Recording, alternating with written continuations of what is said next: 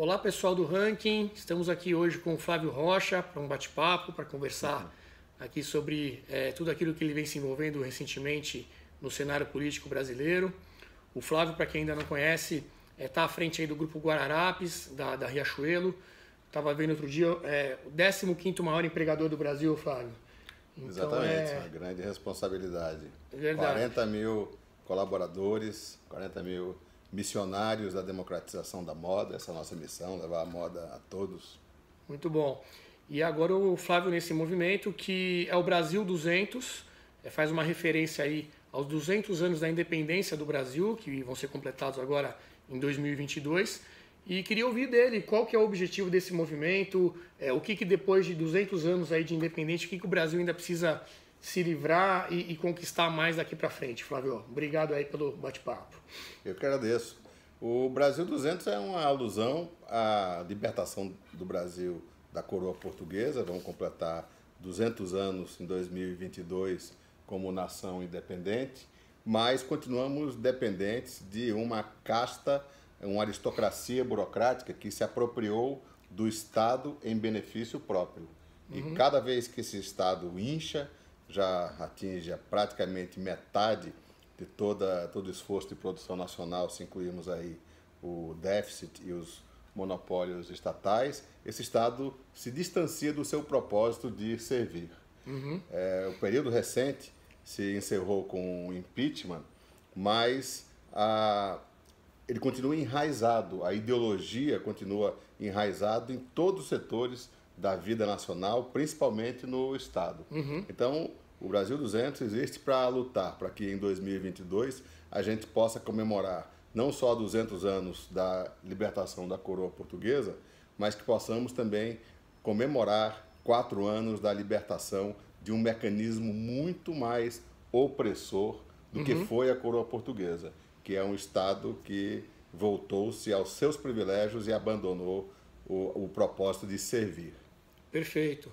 E para conseguir isso, né, pessoal, para chegar em 2022, nesse cenário que o Flávio descreveu, a gente tem esse ano as eleições, né?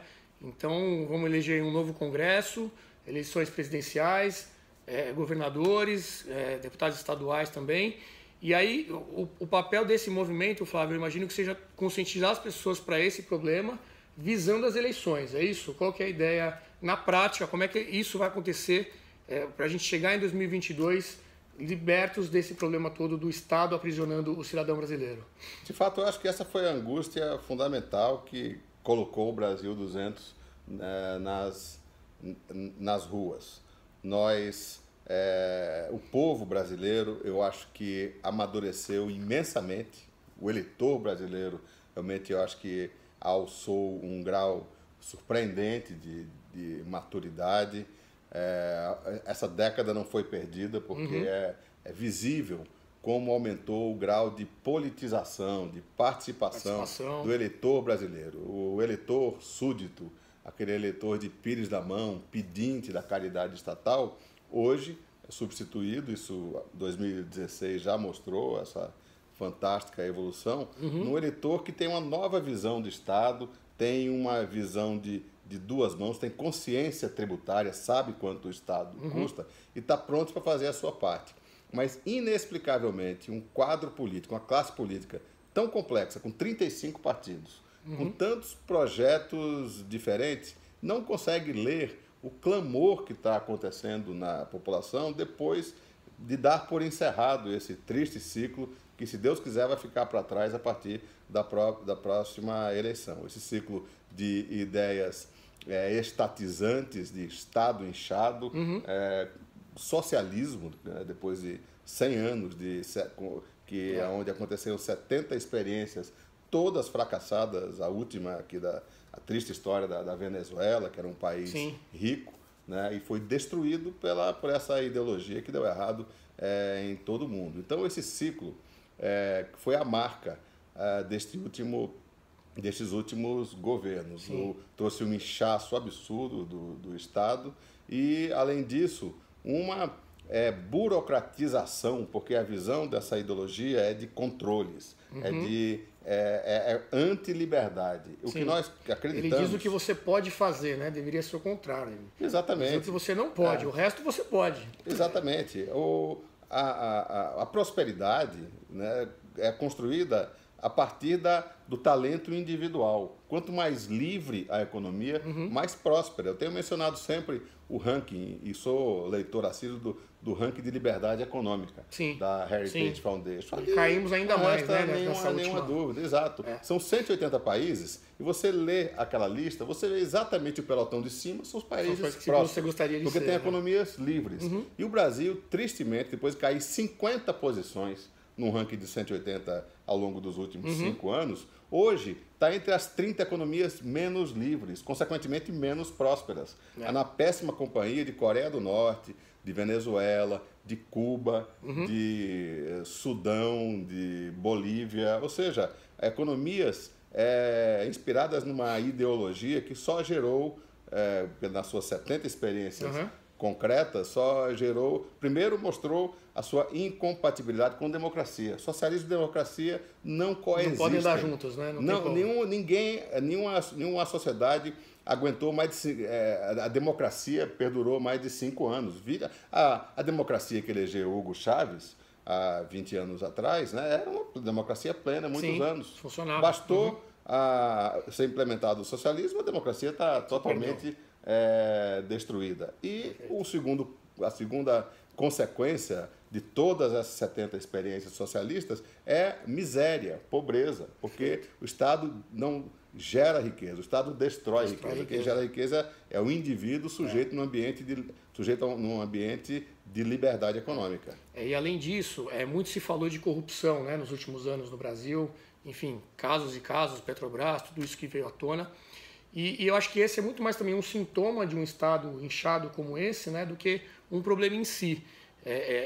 A corrupção ela é resultado desse tipo de necessidade de ter um carimbo, de ter ali um fiscal, alguém que vai escolher um setor para ser o campeão nacional. E aí daí surgem os favores, a troca de favores, o direcionamento do dinheiro e a corrupção. Perfeito. Então, acho que também essas ideias liberais, essas ideias de você deixar a economia mais livre, que também, se você for olhar esse ranking dos países livres, também vão ser os menos corruptos. Não é por acaso, né, Flávio? O Estado grande é o habitat natural da corrupção. Da mesma forma que o livre mercado é o desinfetante natural contra a corrupção. Seria imaginável numa empresa sujeita a um regime concorrencial, um executivo conseguir colocar 200% de sobrepreço no insumo qualquer, não ia conseguir, ou na plataforma de petróleo. Faz porque é um monopólio, não há contestação, porque aquela taxa de propina de corrupção que atingiu patamares absurdos, aquilo vai para onde? Vai para o preço.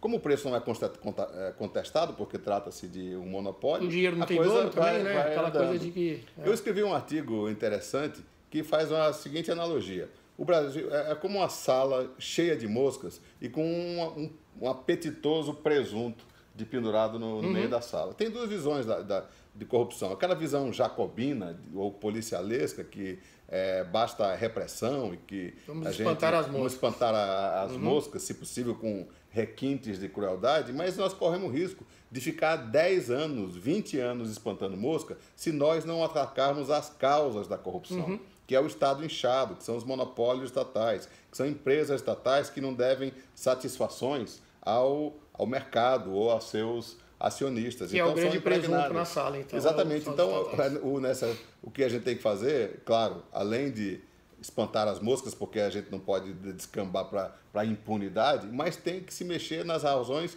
estruturais, que é tirar o presunto da sala. Agora, os defensores dessas ideias, Flávio, pelo menos até hoje, acho que agora isso está mudando, mas historicamente no Brasil, nunca conseguiram transmitir isso de uma maneira eficiente, com bons resultados, para que a população, principalmente os mais pobres, entendam e comprem essa ideia de que o melhor para o Brasil seria realmente essa economia mais livre e de uma cultura empreendedora, né? Quem critica isso diz que o livre mercado acaba esquecendo do problema social, acaba sendo só bom para os ricos, como explicar que os mais pobres, na verdade, seriam os mais beneficiados de um ambiente de negócios como esse que você descreveu? Eu acredito que até os mais pobres, os mais humildes, já intuem tudo isso que a gente está falando com muito mais clareza do que a gente pode imaginar. Eles já sabem que não é esse jogo do nós contra eles, esses conflitos artificiais, já estão se exaurindo. Essa era, eu acho que é uma marca dessa era que se esgota agora, é esta coisa de dividir para governar. Como é que uma aristocracia burocrática de 1% da população brasileira se apodera dessa forma do Estado e subjuga a imensa maioria dos 98% que puxam a carruagem, que pagam a conta, que suam a camisa, que trabalham, que investem? É o jogo sórdido do dividir para governar. Acabam criando conflitos que não existem, né? Exatamente. Capital contra rico contra pobre, negro contra branco, mulheres, feminista, toda a forma de conflito possível. Se é que existe algum conflito, seria dos privilegiados com o resto dos cidadãos comuns. Eu acho que o conflito que vai definir essa próxima eleição, e nós vamos ganhar, porque nós somos 98%, né, e está caindo a ficha, e isso apavora o establishment, são os 98% que puxam a carruagem versus os que parasitam em cima dessa gigantesca farra estatal que já abocanha 50% do esforço de produção nacional. E privilégios não faltam, né, Flávio? Então, o auxílio moradia está muito aí em discussão recentemente, tem se falado muito, os juízes recebendo aí esse monte de penduricalhos. Eu acho que faz parte dessa ideia do Brasil 200 também acabar com esse tipo de coisa, né? Exatamente, é a crença, outra crença que a esquerda tem, que o Brasil é pobre e desigual, por isso precisa ter um Estado grande para distribuir. Primeiro que a crença de um liberal é que o livre mercado é não apenas a melhor, mas a única forma de gerar riqueza. Mas não só isso, o livre mercado também é a forma mais justa, mais meritocrática de dividir a riqueza. E o Estado é exatamente o contrário. O Estado é o Robin Hood às avessas. O Estado, como os privilégios que você mencionou, inomináveis, ele tira do rico, do pobre, que é quem mais paga impostos, aqueles impostos que estão sorrateiramente no consumo, incluídos principalmente nos preços dos produtos, para financiar privilégios inomináveis. Todo mundo tem o direito de criar a riqueza que tiver talento, que puder. No livre mercado, tem gente que ganha muito dinheiro, mas ele não se apropria da riqueza alheia, ele cria a riqueza. Quando alguém pega uma tela de R$100, pega mais R$50 de tinta e transforma num quadro que é desejado a ponto de ir para um leilão e ser vendido por R$1 milhão, aquela riqueza foi criada, não foi tomada de ninguém. Não é um jogo de soma zero, né? Um alto burocrata tem um contra-cheque de 500, 600 mil reais, aposentadoria de 200 mil reais, ele não está criando aquela riqueza. Ele está se apropriando. Está tirando de alguém. E o que é injusto, que é sempre do mais pobre. É verdade. Agora, tem outros privilégios, também outras facilidades que hoje existem no Brasil, que, por exemplo, são muito criticados, que é o BNDES. Então, inclusive, até eu sei que o senhor foi questionado recentemente em relação a isso, que a Riachuelo foi uma das beneficiadas de taxas de juros mais baixas para poder fazer seus investimentos. Queria saber a tua visão disso. Você acha que isso tem que continuar? Deveria haver uma mudança? Qual que é a tua visão em relação a esse tipo de coisa? Que também não deixa de ser um certo tipo de desvio de função aí do Estado que não deveria acontecer.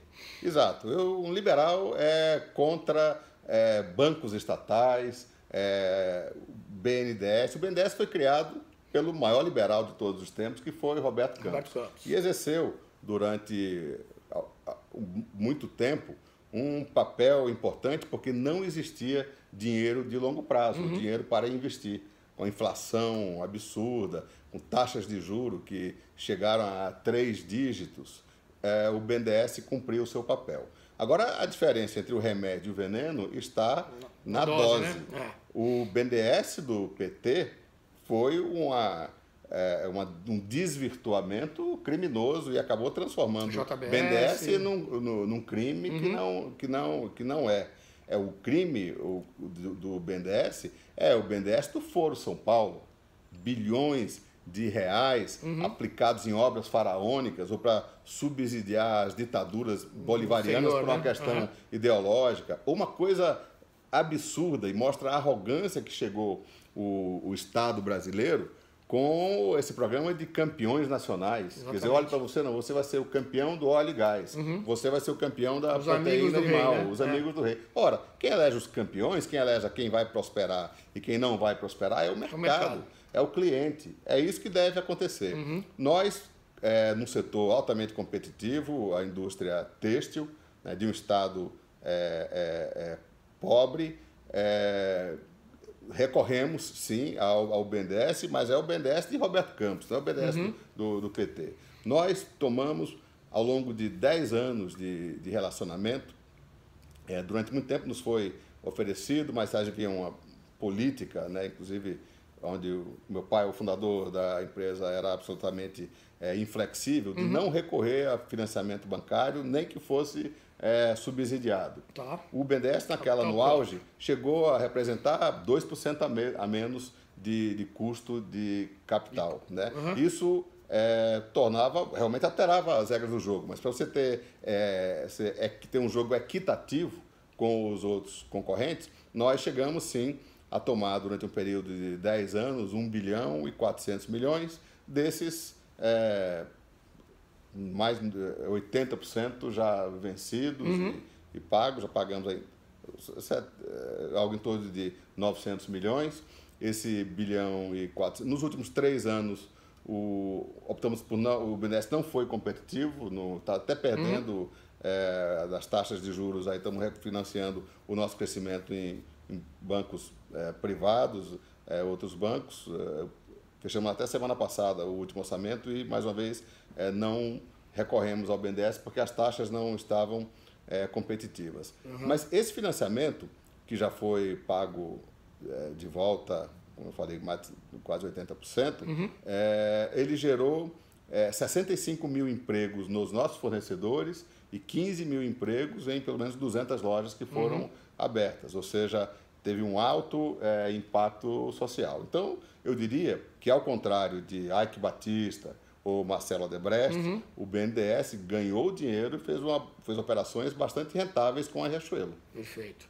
Agora, falando de eleições especificamente, Flávio, você enxerga aí entre os presidenciáveis que se apresentaram até o momento, você enxerga alguém com essa característica de ser aí um liberal na economia? Às vezes você cita também a questão dos costumes, que existe também essa preocupação em relação à cultura, né, de as pessoas terem isso como perceberem a importância também desse lado cultural, que hoje também existe uma guerra em torno disso, dos costumes, como você costuma dizer. Você enxerga algum candidato hoje que se apresenta para presidente que reúne essas características ou ainda não apareceu? Essa é a incrível lacuna, o incrível buraco no quadro político, apesar dos 35 partidos, tantas propostas, tantos projetos políticos diferentes. É incrível como não existe ainda o que o eleitor está demandando, que é um contraponto, o oposto do que nós tivemos até agora. Nós tivemos agora Estado grande, intervencionismo no Estado e degradação intencional dos valores. É a história do bagunçar para governar. É o marxismo cultural, é a subversão de valores, né? Essa lavagem cerebral. A esquerda tem 2 gurus principais, um na economia, outro nos valores. Marx está morto, enterrado, ideias absolutamente fracassadas aonde foram aplicadas. Mas Gramsci, eu acho que é o fantasma que nos assombra e que pode nos ameaçar com o que seria o mais terrível, um retrocesso de entregar o Brasil à quadrilha que o saqueou. E isso acontece no plano dos valores. Eu vejo muita gente, das esperanças políticas entre os liberais, que poderiam representar realmente uma mudança de capítulo, ficam ou obsessivamente confinados no discurso do economês, falando de eficiência do Estado ou de privatização, o que é um discurso que realmente não empolga. Não tem emoção, não tem, eleitoralmente também não consegue... E não questionam né, o sórdido discurso do marxismo cultural. Né? Essa coisa, o que a gente vê aí na mídia é apenas a superfície. Você liga lá, você acha que é coincidência que na novela todo empresário é o bandido, o policial é sempre corrupto, o traficante é sempre um poço de virtude. E em relação ao empresário também que você citou, geralmente o empresário é visto como um cara engravatado, com não sei quantos mil funcionários, com lucros absurdos, mas o pipoqueiro da esquina é um empresário, alguém que tem um pequeno comércio. A renda média de um empresário, de um empreendedor no Brasil é de R$4.000. A renda média de um funcionário público federal é R$9.000. Então os privilégios estão na carruagem estatal, estão entre os empresários. Então existe realmente essa construção dessa imagem de que o lucro é uma coisa ruim, do mal, né? Que tudo isso, mas eu acho que está mudando, né? Houve até uma melhoria aí recente das questões trabalhistas, acho que foi um avanço importante. Sim, uma grande conquista do trabalhador. E eu acho que você também tocou num ponto que é essa demanda reprimida, né, em torno disso. Sim. A própria página, eu estava comentando contigo agora há pouco, a página do Facebook do Brasil 200, do Movimento Brasil 200, em pouquíssimo tempo está chegando aí a 170 mil curtidas, seguidores. É um verdadeiro fenômeno. É uma coisa que mostra o acerto do diagnóstico e que essa angústia que nos moveu é muito mais generalizada do que se imaginava. Então, assim, a população em geral ela está buscando isso, ela já identificou essa necessidade de mudança. Cabe aí aos políticos perceberem. Exatamente, né? Isso que há uma desconexão. O povo está pronto para fazer a sua parte. O povo melhorou, o povo está clamando por um liberal na economia e conservador nos costumes. Ser conservador não é ser moralista, não é ser careta. É apenas se indignar diante dessa coisa de erotização precoce, de ideologia de gênero nas escolas, de ensinar o que não presta nas escolas, de subverter os valores através de um patrulhamento do politicamente correto que nos levou, em última análise, à degradação dos valores mais caros da população brasileira, que se traduz, em primeiro lugar, o crescimento vertiginoso da corrupção, com escândalos que nos envergonham cotidianamente. E depois o índice de criminalidade. Sim. Isso é o reflexo voltando agora do lançamento do plano de combate à criminalidade do Brasil 200, que foi lá no Rio de Janeiro, com a presença dos melhores especialistas que fizeram um trabalho maravilhoso. E que é o grande tema hoje, né? Também a segurança pública, enfim, sem sombra de questão dúvida. da intervenção no Rio de Janeiro. E a segurança pública é decorrência de um período longo de conivência com a bandidagem, né? De contenção, de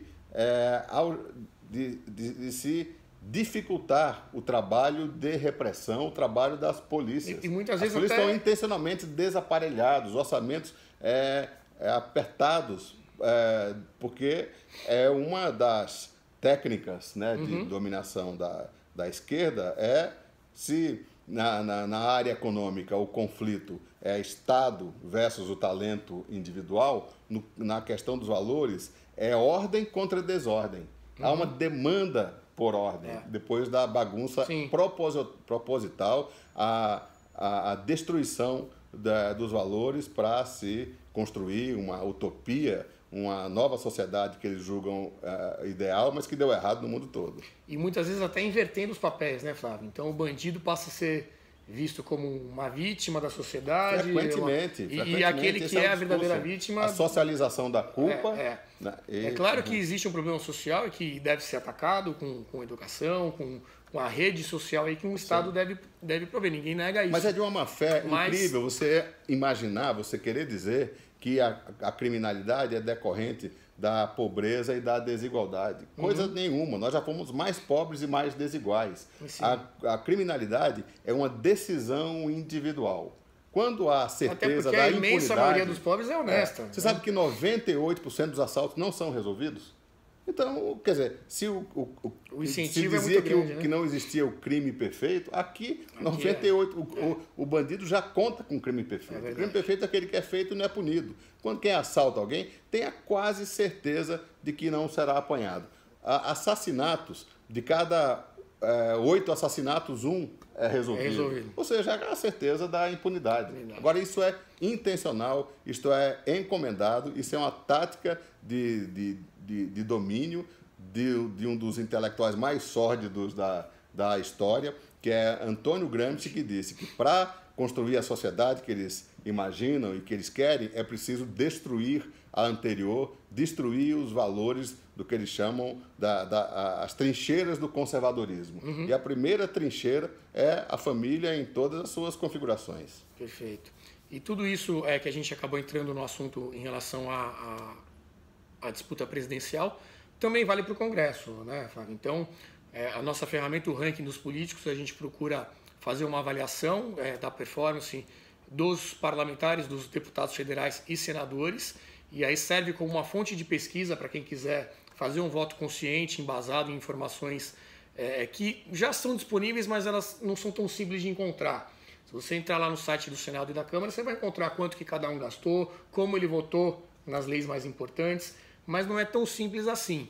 O ranking coloca tudo isso num lugar só e a gente tem essa intenção de ser uma fonte de informação para o eleitor fazer esse voto consciente agora em 2018. Aliás, eu quero cumprimentar entusiasticamente o trabalho que vocês têm feito, que é da maior seriedade e chega em boa hora. Eu acho que é uma das ferramentas que está possibilitando o amadurecimento e a melhora do eleitor brasileiro. Isso sem sombra de dúvida, deságua na melhora da qualidade da democracia. E um congresso de qualidade é essencial para que tudo isso que a gente conversou se torne realidade, né, Flávio? Então, quando for pesquisar os candidatos, enfim, veja quais são os candidatos que já entenderam que não adianta ter um Estado que queira se meter em tudo, que queira mandar na sua vida, quem manda na sua vida é você, mas o Estado tem que te dar condições de poder desenvolver o seu trabalho e cuidar da sua família,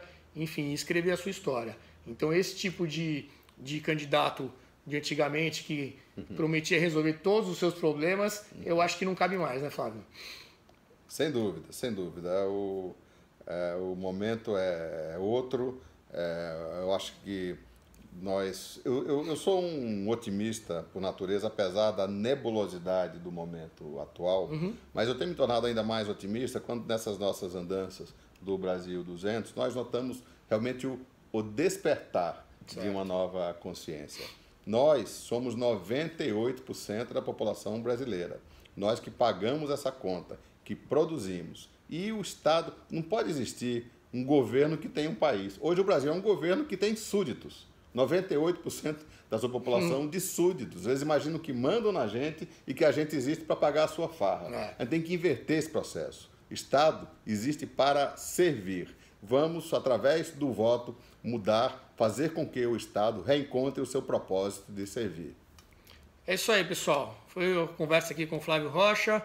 Entre lá na página do Brasil 200, acompanhe também as postagens que eles estão fazendo e acompanhe o ranking e a gente se vê em breve numa próxima conversa. Flávio, obrigado. Até a próxima. Eu agradeço. Foi um prazer. Tchau, pessoal.